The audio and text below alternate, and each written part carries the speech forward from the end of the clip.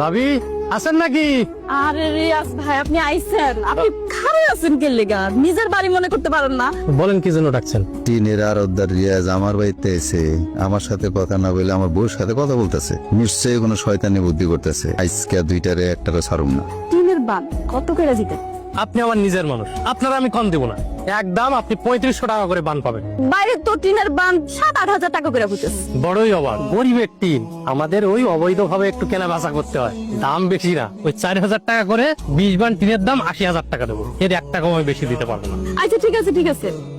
কি হইলো এটা? তুমি আমার কাছ থেকে এরকম টাকা ছিনে নিয়ে গেলে কেন? তোরা দুইজন মিলা গরিবের টিনের টাকা মাইরে খাবি আর আমি খাড়ায় খাড়ায় দেখুম না। রিয়াজ না আমার কাছ থেকে টাকা ধার নিয়েছিলেন না? পাওনা টাকা দিতে এসেছেন। খবরদার তুই কি টাকা দিছস তুই তোমার রে? কি টাকা ওরে বাবা, গরিবের জন্য যে টিন আসছে, ভাবি সাহেব সেইখান থেকে আমার কাছে 20 বান টিন বিক্রি করে। এইটা তার 1 টাকা।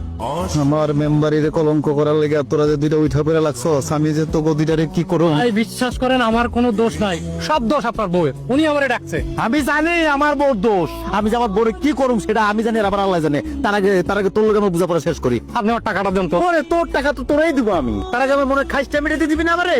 মেম্বার সাহেব কি পাগল হয়ে গেছে? আমার ডিম কই? হ্যাঁ তোর ডিম কই? তুই আমার গায়ে ধাক্কা দিলি কেন? তোর ডিম তুই কই দেখ। আমি কি আমার ডিমের কথা কইছি? আমি কইছি আমার মুরগির ডিম। আমার বউ কত স্বাদ করে আছে যে ডিম ভাজা দিয়ে আর শুকনো মরিচ দিয়ে পান্তা ভাত খাবে। এখন আমার কি হবে?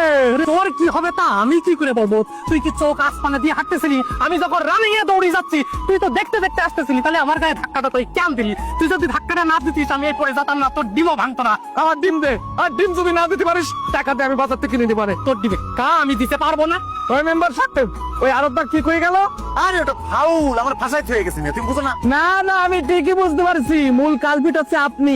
আপনারা যে আমি গতবার ভোট দিইনি, এই জন্য আপনার বউরে দিয়ে আমারে মার খাইছেন, আর আজকে আরবটাকে দিয়ে আমারে মার খাইলেন, তাই না? তুমি যে আমার ভোট দাও না এটা আমি জানি। গ্রামের সব মানুষে ডাকবো, প্রয়োজন আমি মিটিং করবো, মিছিল করবো, অনুষ্ঠান করবো। কিভাবে তুমি মেম্বারি করো সেটা আমি দেখে ছাড়বো। এরপরে এর একটা বিহিত করবো, তারপর অন্য কথা। আমার বউরের তো একটা ব্যবস্থা করাই লাগবো না? বউরে দেখতেছি খারাপ। আজকে তোমার ঘর ধাক্কা দিয়ে বাড়ি থেকে বাইরে করে দিব। তুই এরকম চরকির মতো ঘুরতেছিস কি? আমার শরীর আপনার কাঁপতেছে।